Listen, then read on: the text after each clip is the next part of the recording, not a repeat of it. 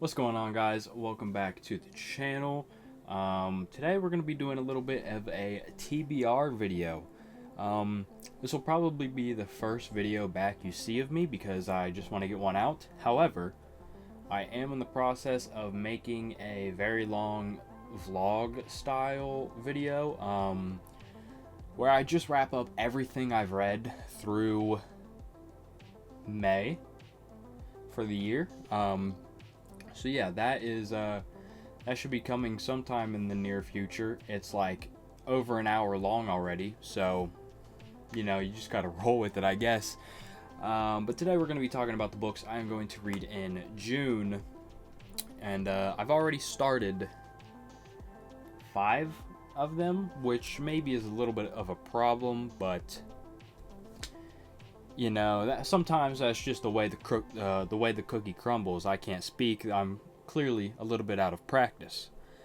But I got this piece of paper here because for some reason, this is one of my favorite books ever. But I don't own a physical copy, so I just wrote down the title so I didn't forget to talk about it. Plus a little Outer Dark quote there. But Boy's Life. I love Boy's Life. This is a coming-of-age murder mystery by my good friend Bob McCammon. This book is so good, I'm re-listening to it because my friend Evie from She Was Only Evie, channel will be linked in the description, is reading this book.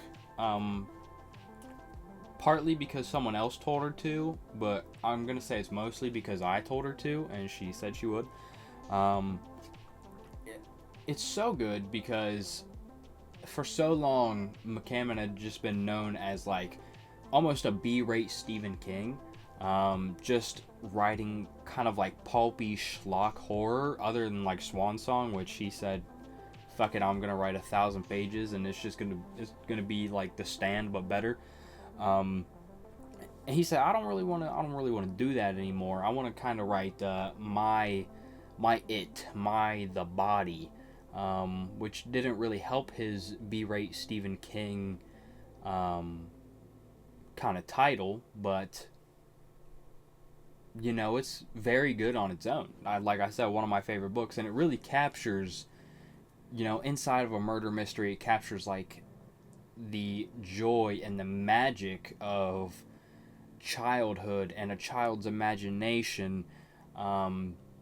It plays with like magical realism type thing, and you don't know if these things are really happening or if it's just his imagination. And it is it's so good. If you haven't read Boy's Life, please read Boy's Life, especially if you like any of those other coming of age type things from Stephen King or from other authors. I know Peter Straub, who is not necessarily an author I vibe with, but he's collabed with Stevie, and he's got the front quote on Boy's Life, compared it to a book called The Prince of Tides, which I haven't read, but I will read eventually.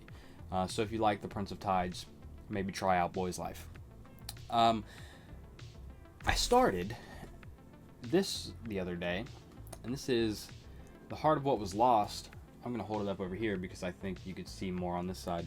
The Heart of What Was Lost by old Tad the Chad Williams, because book 4, the final book of Last King of Ostenard, is supposed to come out this year, and I need to get caught up. Old Jimbo from the Fantasy Network has started the Witchwood Crown without me because I thought, Heart of What Was Lost was optional, and apparently it's not. So I have to catch up. So yeah, Heart of What Was Lost, I guess. Well, I can't really spoil it because this like bridges Memory, Sorrow, Thorn, and Last King of Ostenard, so I don't want to talk too much about it. But I just finished part 1 in this, and yeah, it's a ripper. Tad is cooking. And then I am double fisting George R.R. Martin. Fever Dream. I'm way further in this than I don't know, 300 something pages into this. I started listening to the audiobook because I DNF'd another book that I'm not going to talk about. And I needed something that was already on my phone because the service at work is kind of ass to listen to, and I didn't want to pick something that was like 40 hours and commit myself to that. So I just said, alright, Fever Dream will do. This is a vampire novel. Takes place on a steamboat mostly, and it's really good. The atmosphere George has created here is pretty dope. Also, the narrator, I forget who it is, but the narrator for this book is pretty good. So, if you're into audiobooks. Like I said, double fisting George Railroad Martin. I have started my Feast for Crows reread. I'm only doing a chapter a day because I'm reading it with my friend Kai. So yeah, this is going to be a slow one. This will probably last a decent ways into July. But yeah, I've read the prologue and the Prophet. So, but yeah, this is my least favorite of the Song of Ice and Fire novels. At least on first read. I know that's not really a hot take, and that doesn't mean it's a bad book because it's very good. They all are. But yeah, we'll see how I like it on this reread. And then, so that's 4 books I've started already this month, and it's not even June yet. It is 11:45 p.m. May 31st. But the other one I've started is You Like It Darker by old Stevie King. This is the brand new short story collection. I'm literally only like 40 pages into it. I haven't even finished the first story yet.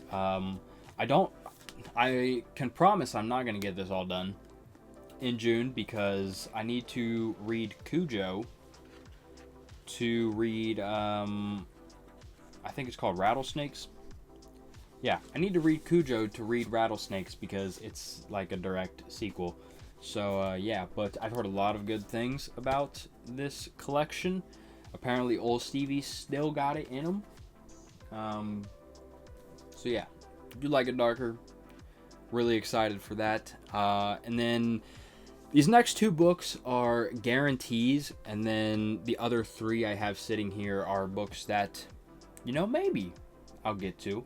Maybe not. My audiobook time is going to be severely limited in June because I have 2 weeks off work. So 2 things are going to happen during those 2 weeks, or 2 things could happen during those 2 weeks I have off. I could either go absolutely ham and just, read everything, or I could just get stuck playing like Valorant or X Defiant for 2 weeks straight and absolutely torching my sleep schedule. So hopefully it's the reading one, because I would like to get through a lot of these books, but who knows. But I'm guaranteeing at least Heart of What Was Lost, Boy's Life, and Fever Dream, and these 2 books. The first one I want to talk about here is Mystic River by Dennis Lehane. I don't think you can see this over here, but I had Shutter Island, and I was going to do that one first, but my friend Yolanda over at StoryTube read one of my favorite books this year, and that is Ohio by Stephen Markley, and she did a double review for Ohio and this book, Mystic River, which she said are kind of a lot alike and share a lot of the same elements. So yeah, gonna give Mystic River a shot as my first Dennis Lehane book. I know this has a movie. I think he has quite a few movies. I know Shutter Island's a movie. Gone Baby Gone, I think, is a movie as well. So yeah, Mystic River, I'm going to be honest, I have no clue what this is about, even though I did watch, I promise I watched Yolanda's review. Yeah, I don't remember, but I'm going to read it. I promise I'm going to read it. And now this next book here, maybe the one I'm most excited for all month, if I'm being completely honest. This is, boom, hopefully you might be getting a little glare because it's got a Mylar cover on it, but this is Mr. Slaughter by Bob McCammon. Doubling up on the Bob McCammons. Bob Mac. This is book 3 of the Matthew Corbett series. Historical fiction, colonial America, very early 1700s. I've recently read Speaks the Nightbird and Queen of Bedlam, which you will hear me talk about in my vlog type thing that will come out eventually. Both of those books are masterpieces, quite frankly. Just absolutely amazing. And I think I'm gonna just try to go straight through this series because I think the last book, book 9/10, is supposed to come out either the end of this year or early next year, so I want to get to that. So yeah, Mr. Slaughter by Bob Mack. Guaranteed to be read. It's not that long, and those books are so good they're really hard to put down. So these 3 books that I'm not completely sure I'm going to get to, but I would really like to. The first one is this big bastard, The Pillars of the Earth by Ken Follett. This is a reread for me. My friend Ben is reading this currently. And in a Discord I frequent, there has been some shitting on of Pillars of the Earth by some people in there. I'm not going to name names, but you know who you are. So people have been shitting on it.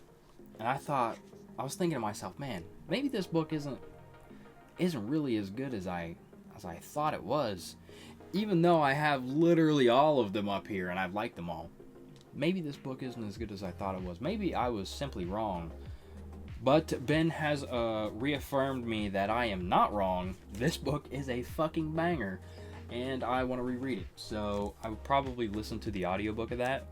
Old John Lee does the audiobook, and I like his narrations. So yeah, a lot of shit happens in this book. It's hard to boil down to like a particular, this is what this book is about. On one hand, it's about the building of a Gothic cathedral, and I believe this is 1300s England. On the other hand, it's about, the politics and the scheming of the British government and inside the church especially. It gets very dark, very brutal, and it is, it's just a fascinating read. The characters are great. Aliena is like epic girl boss. Jack is kind of weird, but pretty cool. Tom Builder, my boy Tom Builder.